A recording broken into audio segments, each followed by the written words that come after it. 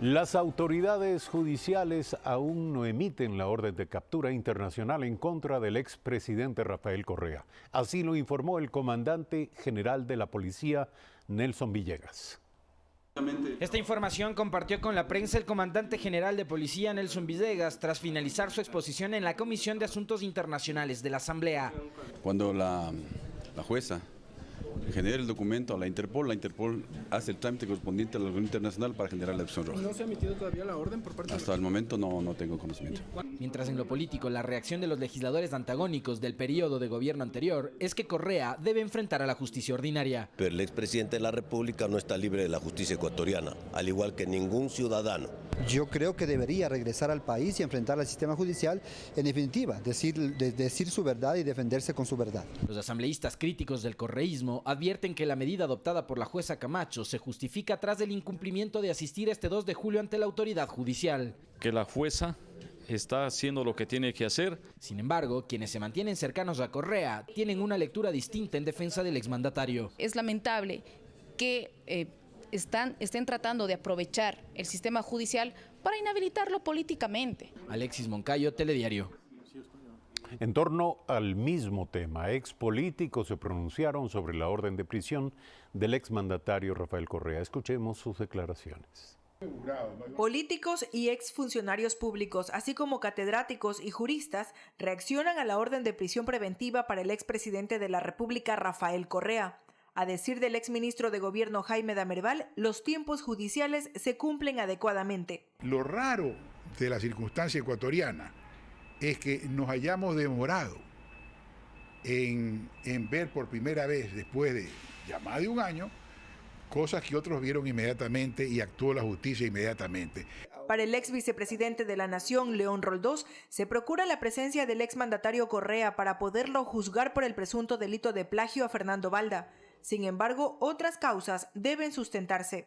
Si realmente intervino Correa en la orden de plagio secuestro del señor Balda y autorizó pagos, ahí estaría sujeto al delito de peculado. En tanto que el pedido de aprehensión internacional no se detendría frente a la apelación presentada por la defensa del ex jefe de Estado. Así lo refiere el docente universitario Francisco Huerta Montalvo. Tiene que ser traído al Ecuador por la fuerza si no quiere venir por su voluntad. Si los elementos probatorios que está manejando la jueza determinan que así se haga. Coinciden los consultados en que la situación del expresidente Correa no se apega a ningún tipo de acosamiento. Se cumple lo que debió haberse cumplido. El país ha estado en mora con la justicia. Mirta Carrillo, Telediario. Algunos juristas también dieron sus criterios sobre este tema. Aseguran que de ser capturado por la Interpol, el expresidente Rafael Correa dependería de la justicia belga. De inmediato revisemos algunos de los escenarios que dibujan en torno a la situación del ex jefe de Estado. 3 serían los principales escenarios que se despliegan alrededor del ex jefe de Estado Rafael Correa tras la decisión de la jueza Daniela Camacho de dictar una orden de prisión preventiva como parte de la investigación del caso de Fernando Balda. Según explica el constitucionalista Jorge Acosta, una vez se notifique la resolución de la magistrada, la defensa podrá apelar. Nada de lo que se haya resuelto en este auto queda ejecutoriado. Hasta cuando se resuelva la apelación, si se interpone el recurso. De ratificarse por el tribunal la decisión, actuará la Interpol y una vez se ubique al exmandatario queda a disposición de la justicia del país en el que se encuentre, en este caso Bélgica, aclara el jurista Ramiro Aguilar. El juez belga puede tomar 3 decisiones. Vaya a su casa mientras yo resuelvo el pedido de extradición, que eventualmente puede llegar. Simplemente avísenos que está en Bélgica. Segunda cosa, puede decir, quédese en arresto domiciliario en Bélgica. Y la tercera es, vaya detenido hasta que se reciba el pedido de extradición.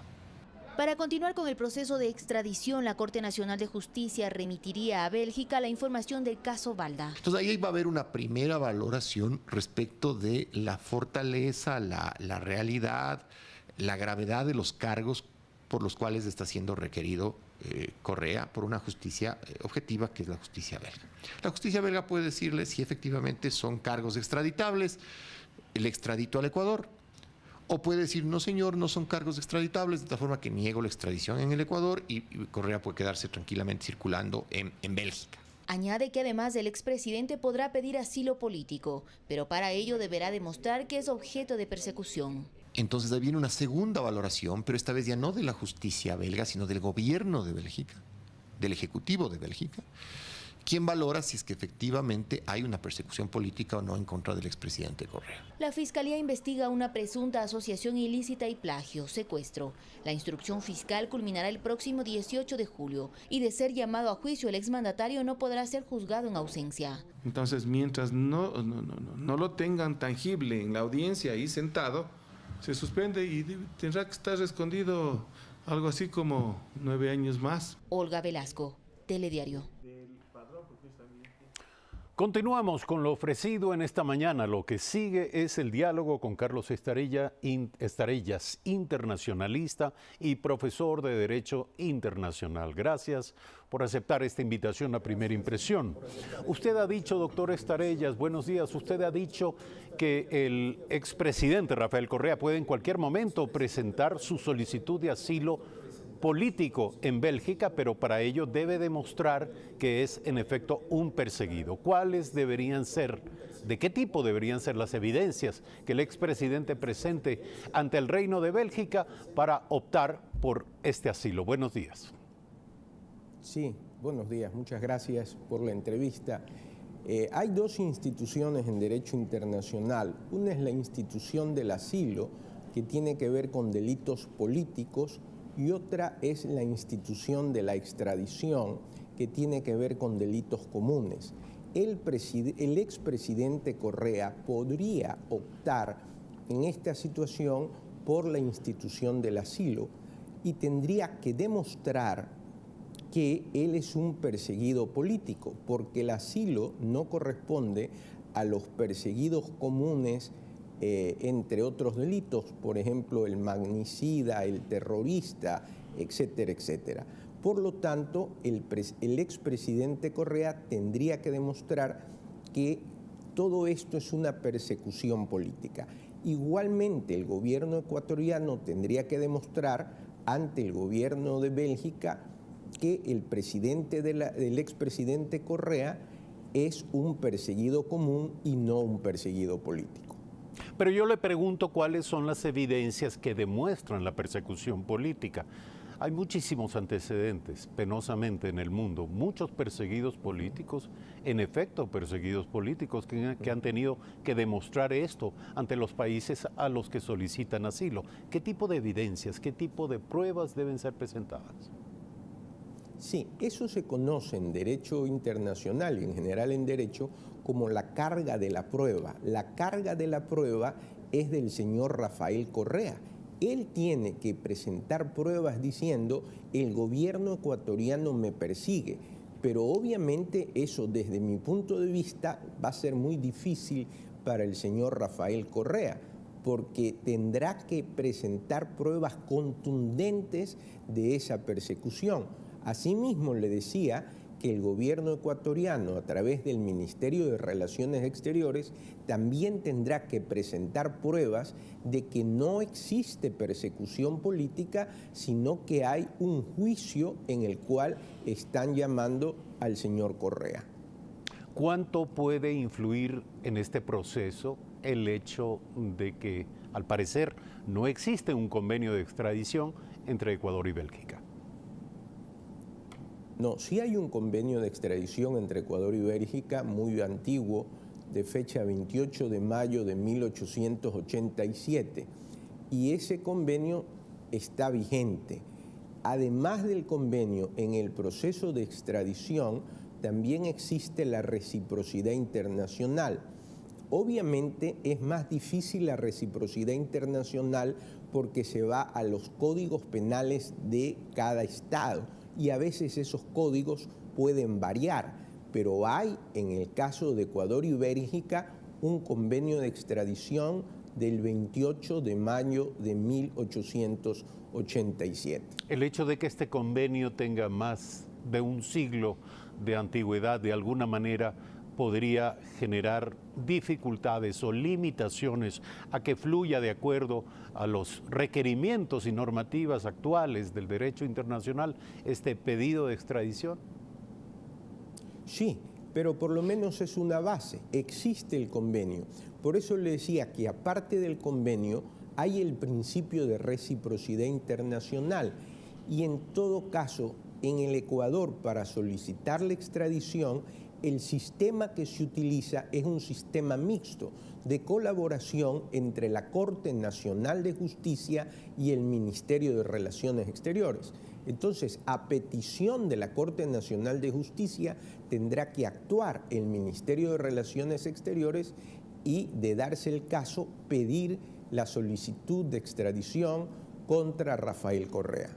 Uno de los argumentos de la defensa de Rafael Correa ha venido siendo la pretendida o supuesta ilegitimidad de las autoridades de justicia ecuatorianas, las que en este momento son las que le investigan, sobre todo en torno a la designación del actual fiscal general de la Nación. ¿Cree usted que este es un argumento que pueda pesar a favor de su petición ante el gobierno de Bélgica de asilo político?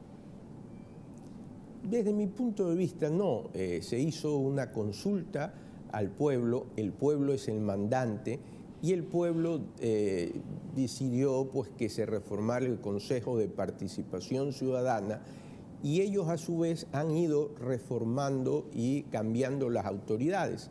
Por lo tanto, desde mi punto de vista, no tendría mayor asidero. Sin embargo, el señor Correa obviamente tiene derecho a defenderse y por eso decir las cosas que está señalando a la prensa internacional, pero yo no soy de ese criterio.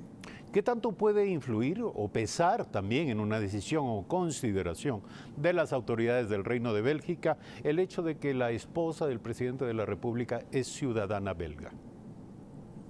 Bueno, siempre va a pesar que la esposa del expresidente Correa sea ciudadana belga, pero en Bélgica hay un respeto al derecho y un respeto al derecho internacional.